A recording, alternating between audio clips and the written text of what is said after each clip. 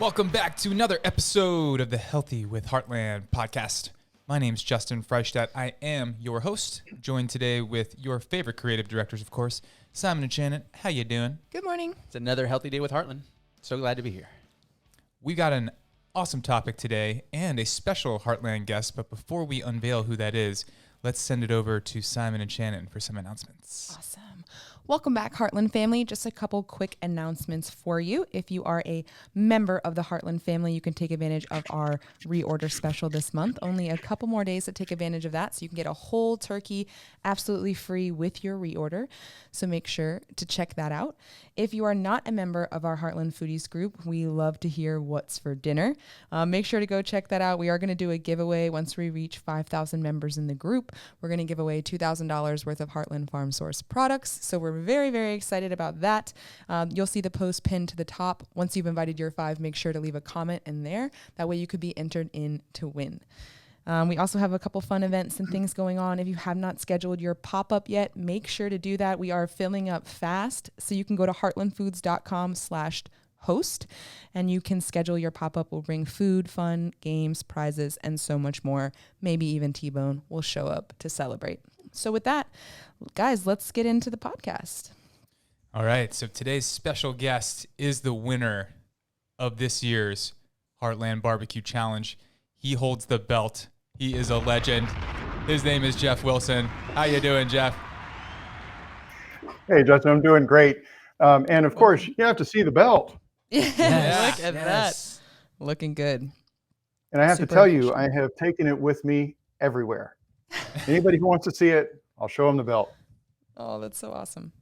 Well deserved. That was some amazing barbecue that day. It was a tough choice. It was a great comp, but well deserved. We're definitely going to have to do it again. Oh, yes. That was a really great event to see all the people that were out there to support you and try the food and play the games. It was fantastic. Oh, that's awesome. And we're glad that, you and Vicky could come be a part of that. Yeah, thanks. Absolutely. Well, to get started, let's jump right into it, Jeff. So, I mean, we've seen the post in the Heartland Foodies. We tasted the food from the actual welcome event. What kind of got you started in cooking? Like, where did this all begin? Well, you can always say it starts at the very beginning, right? When I was little, my mom would cook, and I would say she was more of a practical kind of cook. But boy, she could make food stretch all of our food dollars.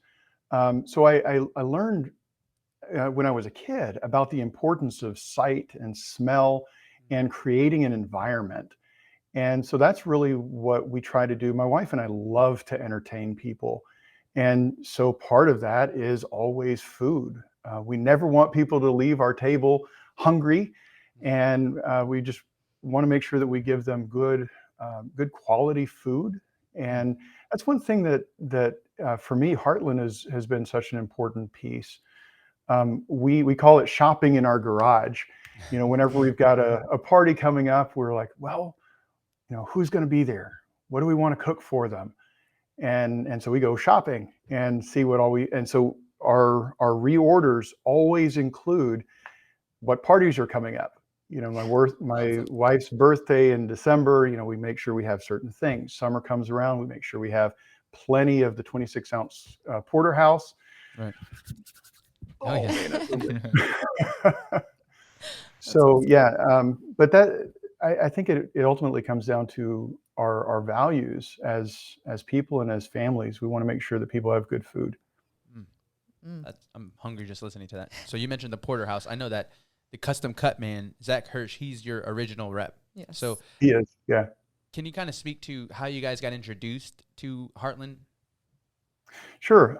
We actually, I think it was probably 5 or 6 years ago now, we went over to some friends for dinner. And I even remember, they had a nice pork tenderloin and it had some bacon and some maple, and it was just unbelievable. So we kept talking to them about how good that meal was. And they said, we got all this, we got the bacon and the pork tenderloin from Heartland. And we're like, we got to find out more about this. And as I started talking to some people, they said, at our church, they said, man, we're Heartland people too. So we found 3 or 4 different families that were all Heartland subscribers, because we wanted to know, the basics. Is it good food? Is it good service? Is it a good value? And so one of the guys that's really kind of a penny pincher fella, he said, yeah, I worked it out. He said, it's a good deal. Wow. So that's how we first started. And we reached out. Zach came to our house and he cooked, and we were like just blown away. Wow. Simple food, simple flavors and whatnot, but it really brought out the taste of the meat. Wow. Yeah. Man, I guess that's what we love to hear, right? You had a great experience, working with, Zach one-on-one, which I think is a little bit different. Most people are conditioned to go to the store, just pick up what they need and, kind of go from there. But it's a little bit different, working with someone who's, concerned with your family and, how many nights per week you're cooking, what you like, trying new things. That's super awesome to hear. Yeah, and we still talk with Zach. We follow him on social media as well, and so I feel like I have a good relationship with him. That's awesome. That's great to hear. Yeah, that's another thing that just comes with it, right? It's you're not just going to the store or ordering from a website. You're dealing with real people. Absolutely. Yeah, and when the guys come out to make a delivery, we always have a little bit of a conversation, and it just brings it home that much more. Right. Delivery team is so awesome. It's a couple it's a team affair, and it's like a couple of different people that you're dealing with, and I guess from what you're saying, you enjoy the experience of from across the board, from the delivery guys to your wellness consultants, and then to the main staple, right? The food speaks for itself. Yeah, that's awesome. And I yeah, guess my wife is totally won over with the corn. She said I've never tasted corn that good. Oh yeah, yep, it's good stuff. It's nice. It's got a little hint, like a sweetness to it. Mm-hmm. Yeah. So good. Yeah. Flash freezing, you don't degrade the sugar in it. I mean, it's preserved. That's right. Yeah, I heard you talking about the flash freezing in one of the recent episodes, and that was really fascinating to learn what flash freezing is, and what happens to the food that we pick up at the grocery store that's still kind of frozen. Right. Yeah. Yep. We love to jump into topics like that and things like that on this podcast, especially just, I think people are conditioned to believe or to, try to understand what's going on in the grocery store, and their whole mentality is one way until they actually do the research, or someone kind of, oh yeah, that did happen to me before. Mm-hmm. I did have that experience. And then that kind of opens up the Pandora's box, so to speak, because then you're like, well, what else are they telling me that that I believe that maybe isn't necessarily, is what it is kind of deal, right? Yeah. So, right. I love getting into those things. That was the first time I had heard about it, and it was the first time that I was like, ding, the light bulb kind of went on. I was like, oh yeah, you're right. Like, I have got a chicken breast from the grocery store, and it is still frozen. Yeah.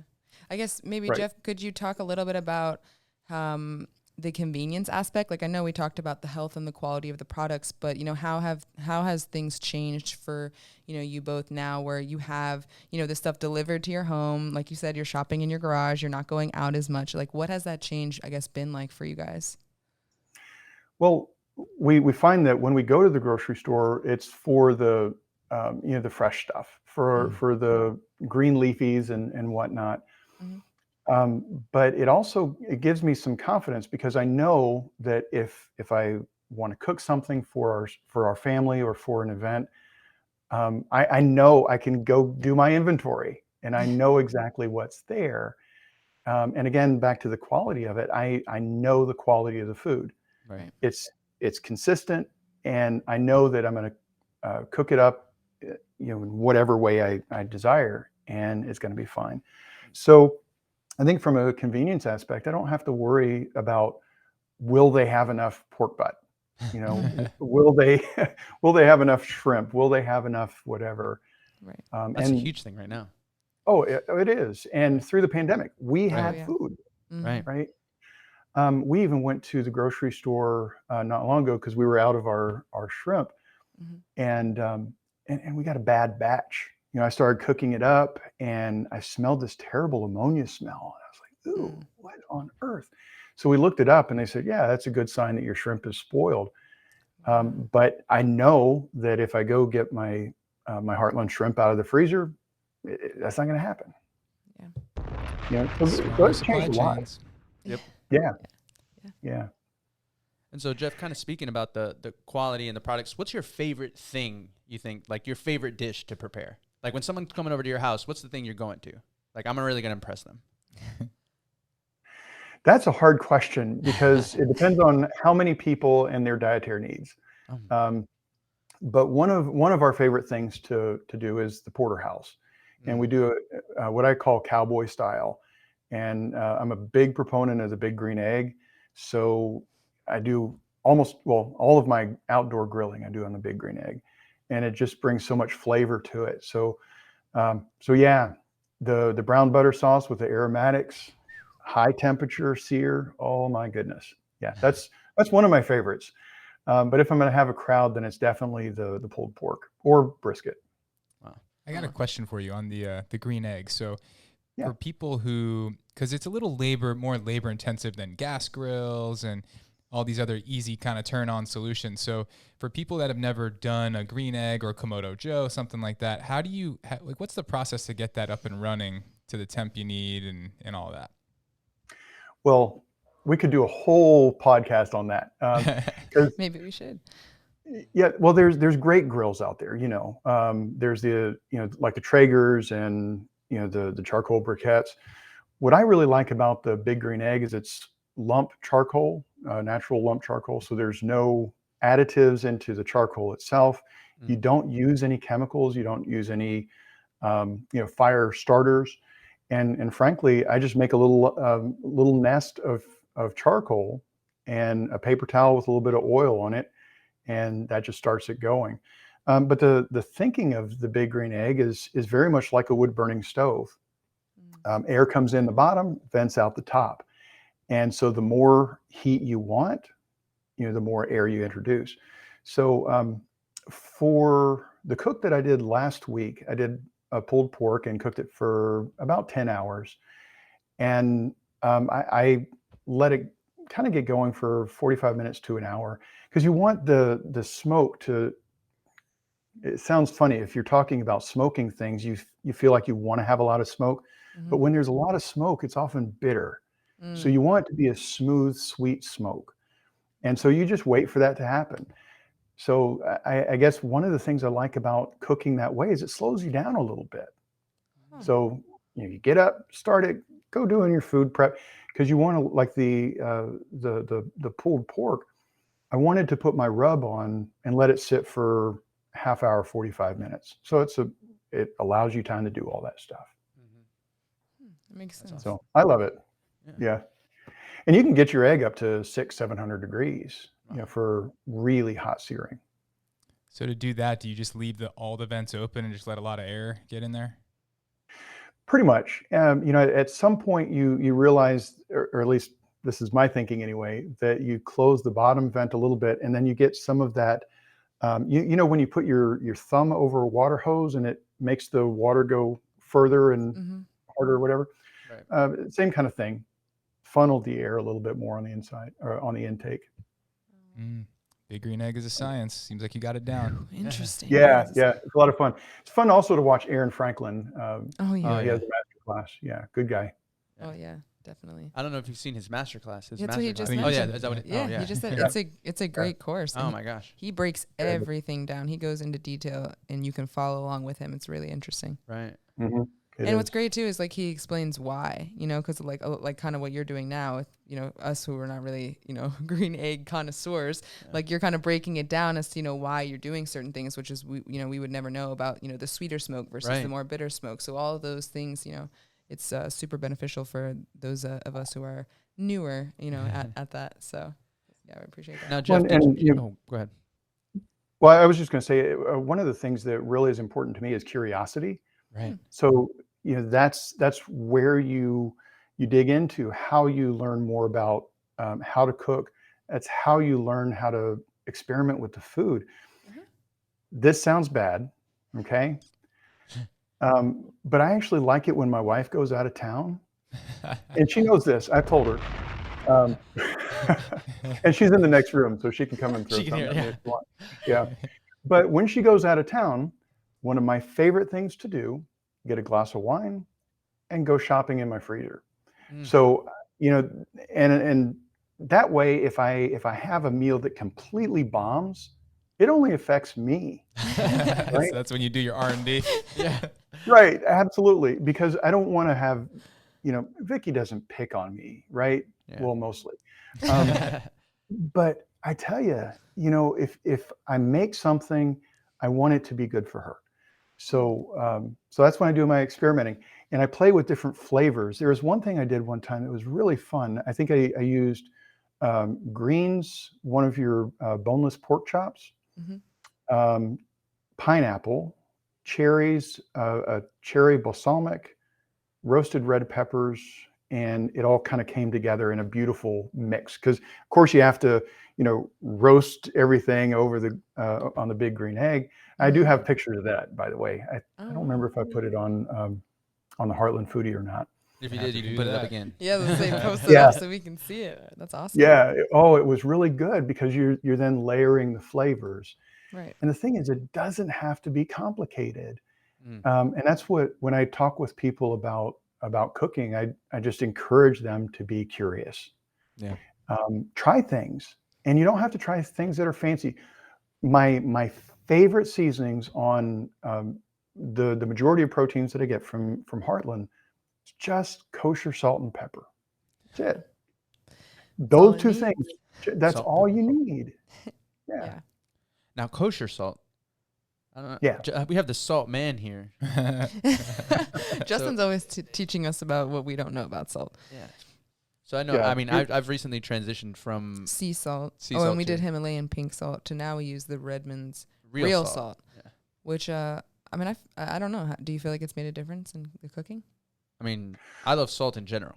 So Which one? It's like the There you granulated go. one.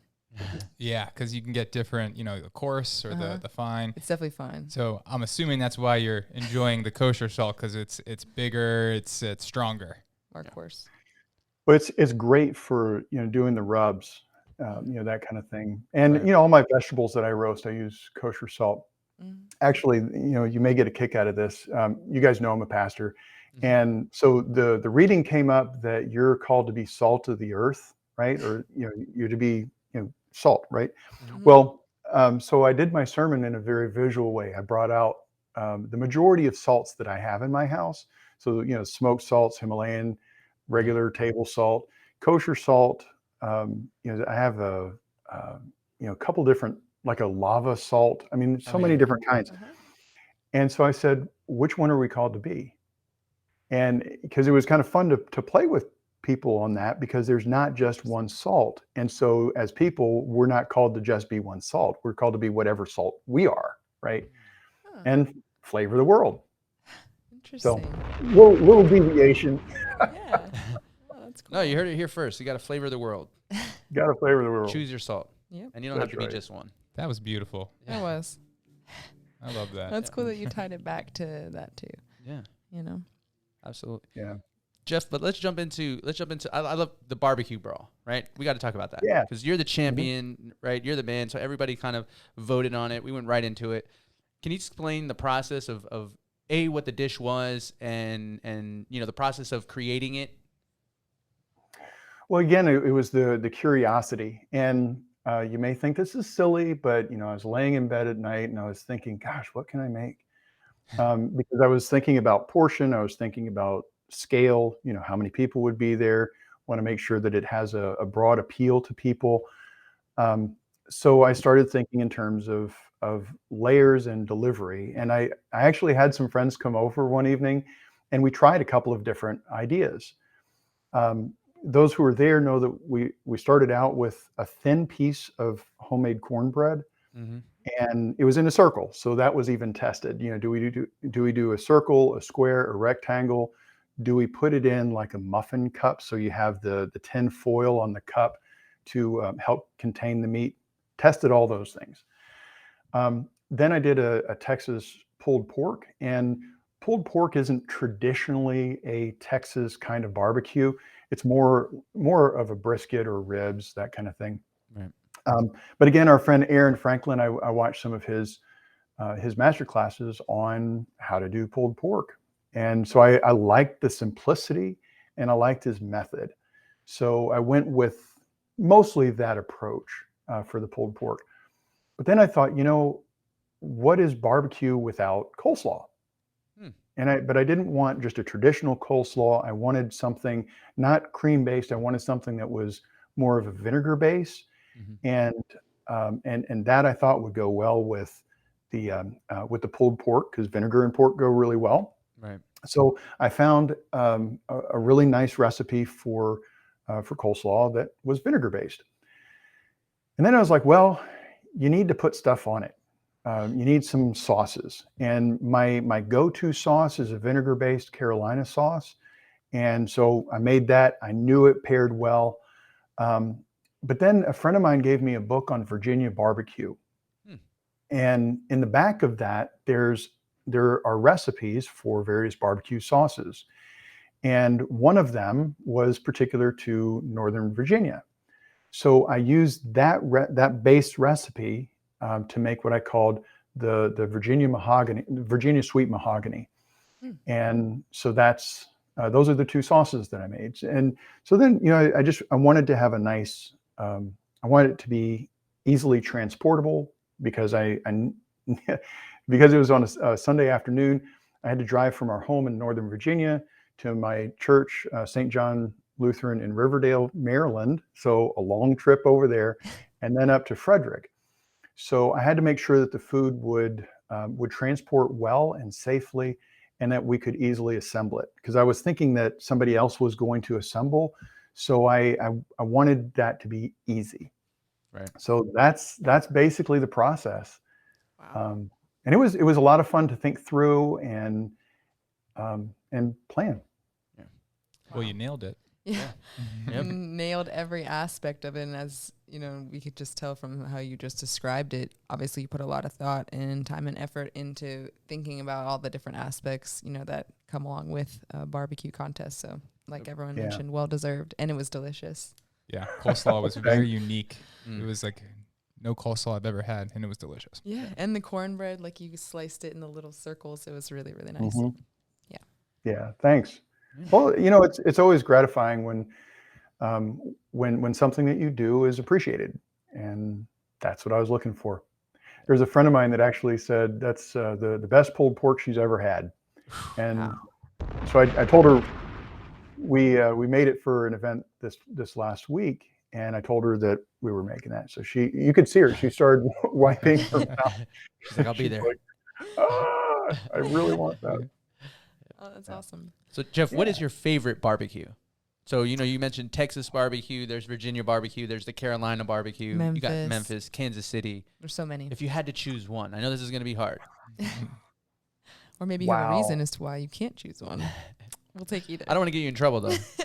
No. We have a saying in my house, and I've taught this to my daughter since she was little. Daddy's favorite food is whatever he just ate, whatever he's currently eating, whatever he's thinking about eating. So that's my favorite food. Nice. Because, I mean, people at my church know that I like to cook, and they see the pictures and that kind of stuff. So sometimes people are actually almost apologetic. Like if I go to their house for dinner, like, oh, this isn't as fancy as what you, and I'm like, that's not the point. Right. I want to, whether it's barbecue, whether it's somebody's meal, food tells a story. And, if you've got a casserole, right in front of you, you know that that casserole recipe came from somewhere. Maybe it's somebody's parents' recipe or grandparents or great grandparents. So it gives you actually an opportunity to ask them about that meal. Now, they could have looked it up on the internet that afternoon, but they also could have a great story. So again, it's that curiosity. So you ask people, where did this come from? And, again, you keep hearing me use curiosity, and one of my core values, and this is, I have a blog called Epicurious Lutheran because of that curiosity, because I believe that you need to be curious both about food and faith. And it's important. So to your question about barbecue, if it's in front of me, I'm going to eat it. and I'll appreciate it. I tend not to like the mustard sauces, but that's just me. But yeah, Wow. so Barbecue so in general. all kind of barbecue. That's Yeah. right. I think we could all hop on that bandwagon. Yeah. yeah, Me too. absolutely. I can't say either. That's why I was just wondering. I was so curious. I was like, which one would he choose? But for me, I mean, when you think about Texas, it's about just the pepper and it's like the light seasonings, but of course the smoking. And then when you got Kansas City, they have like all the sauces and it's like slabbed up. And then when you think Carolina, you have the vinegar based, and then as well as like the coleslaws and the things like that go with the pulled pork sandwiches. And then you go to Nashville and they got the hot chicken with the the sauce and that kind of stuff. So when you think about all that kind of stuff, it's like you said, if it's in front of you, probably going to enjoy it. Yeah. Right. And it's really cool that you talked about, telling stories and how that's related to it. A lot of times, like food and cooking food for people is like an expression of love and care, right? Because you're preparing it for that other person. So I think that's pretty interesting. And I know there are people out there who maybe don't enjoy the experience or the act of, cooking and preparing food, maybe because it's just not their strong suit or, whatever that might be. I mean, do you have any advice or, tips for those people who maybe it's not their passion like how it is yours? Yeah, I think because this hasn't always been my passion. I learned my college buddy Trey. He was the cook when he and I roomed together, and I started to learn from him how to expand and just to try a little something new. Because you don't need to try. You don't have to go out and buy all sorts of fancy pots and pans and make a really complicated meal that takes 3 days to clean up. Just make something simple. Again, one of my favorite things to do is just to get the mixed vegetables. Again, I'm pointing there because that's where our our garage is, and that's where my fridge is. So I just get 1 or 2 of the packs of the mixed vegetables. Make a little bit of rice and take some chicken, like a chicken breast, simply season, salt, pepper, put it in a pan, and literally in like half an hour, you've got a simple and very good, tasty meal. So I think, you don't have to commit to being a world-class. I am not a world-class chef. There's a lot that I don't know, but I You like to fooled me. experiment. Yeah, But that's just it. You experiment, right? Yeah. You play with it. Yeah. Yep. It's just such So a that's what I huge would world encourage of cooking, Yeah. Some people are amazing at baking, Yeah. smoking. I mean, there's just so much to it. I mean, I don't know if you could ever be amazing at the whole spectrum. Right. No. Yeah. I don't know. Gordon Ramsay's pretty close. Yeah. Yeah. I was like, maybe someone who has been doing it their entire life. Right. Wow. Yeah. That's Yeah. awesome. But I mean, he echoes the same thing. You know what I mean? It's simple ingredients, right? You don't have to do too much to something to make it stand out and taste good. It's really about, the care and the effort and the love that you're putting into the food. That really, for me, it's about the experience too. Any meal that you go to, that you sit down around, like you mentioned, the table. And we have a saying in my family too, but it's a little bit different. It's the quick and the hungry. So get your food in fast, because if not, you're going to be There pretty you hungry.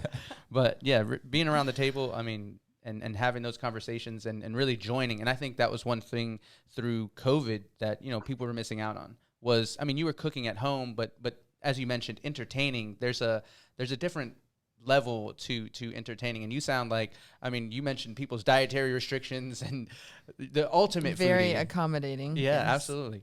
Yeah. That's pretty awesome. Yeah. Well, you said simple ingredients and all that stuff. I think it does. A lot of it comes back down to quality and there's I don't know if you guys have ever heard of Dizzy Pig. Dizzy Pig Barbecue is a place here in Northern Virginia. They've got some great seasoning mixes, and they don't put fillers, and it's all local business and whatnot. And that they were a big part of me getting started cooking as well, because I found that if I didn't have much time on a weeknight, I could again grab some simple proteins and use some of their seasonings, and it just gave it a little extra pop. So there's a lot of things you can do to have good food and not have to be again a world-class chef. Yep. So true. Yeah. That's awesome. Yeah. It's all good stuff. Well, and you guys were talking about well, we've been talking about stories, and I'm looking at my dining table here too. Um, there's a rabbi, Abraham Joshua Heschel, and he loved conversation so much that he said that when he died, he wanted his dining table to be cut up and his coffin to be made out of that, so that in life and in death, he could be surrounded by love and stories. Mm. And Wow. I just think that's really cool. That's And that deep. happened. Yeah. So, Yeah. Wow.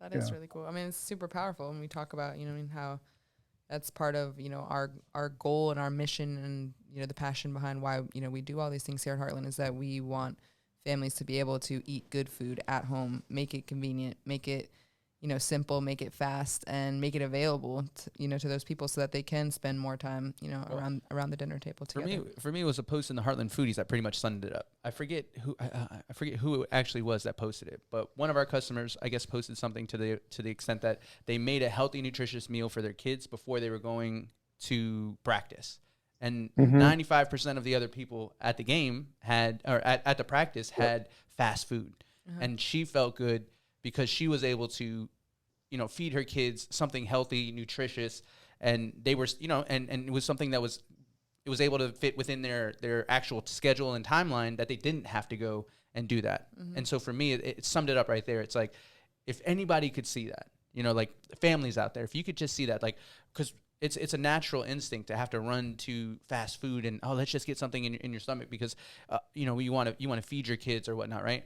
But with these good quality products that can, be cooked and in 30 minutes you have something fresh and nutritious, I think that the kids not only feel good, the flavor is good, but I mean, I get excited when I hear about stuff like that because especially athletes, you know what I mean? Like somebody that's an athlete, if you're eating this good quality food, it's huge. I mean, it's super important, and you're just gonna feel better after either way.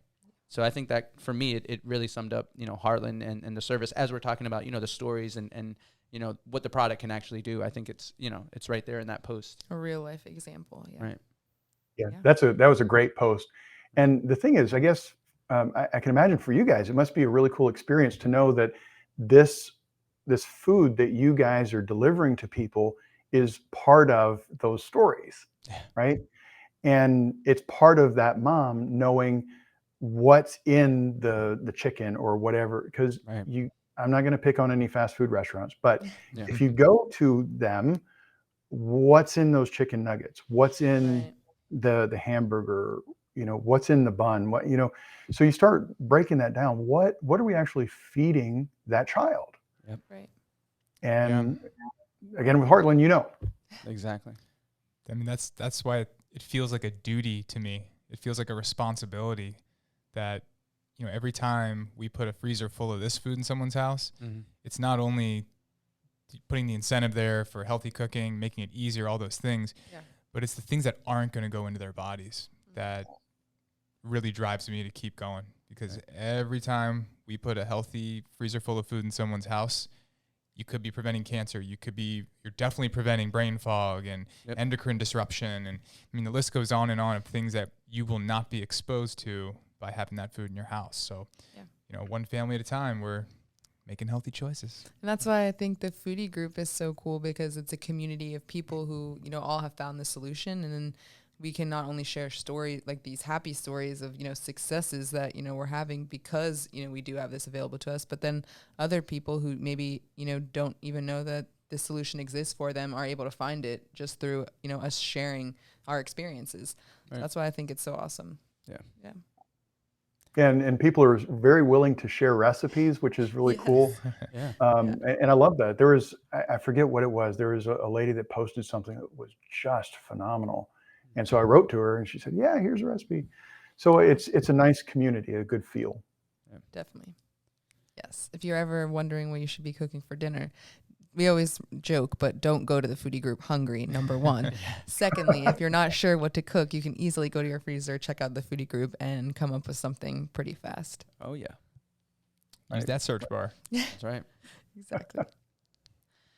And just so we kind of mention it, how long have you and Vicky been a part of the Heartland family, Jeff?